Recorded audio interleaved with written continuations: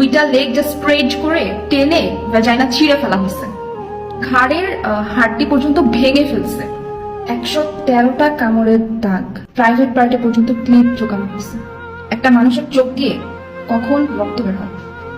হ্যাঁ, আপনি ঠিকই ধরেছেন, আমি মৌমিতা দেবনাথকে নিয়ে কথা বলছি।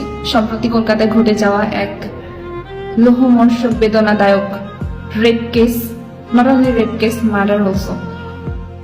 আমি আসলে এই কথাটা যতবার চিন্তা করতেছি ততবারই আমার মনে হচ্ছে ভেতর থেকে মানে দুমড়ে মুচড়ে ভেঙে যাইতেছে। মানে আমি সেইটা আপনাদেরকে ভাষায় প্রকাশ করতে পারবো না। একটা মানুষ কিভাবে এরকম নির্মম ভাবে অত্যাচার করতে পারে, নির্যাতন করতে পারে, তারপরে মেরে ফেলতে পারে। দুইটা লেগ জাস্ট স্প্রেড করে টেনে ভ্যাজাইনা ছিঁড়ে ফেলা হয়েছে, প্রাইভেট পার্ট ছিঁড়ে ফেলা হয়েছে।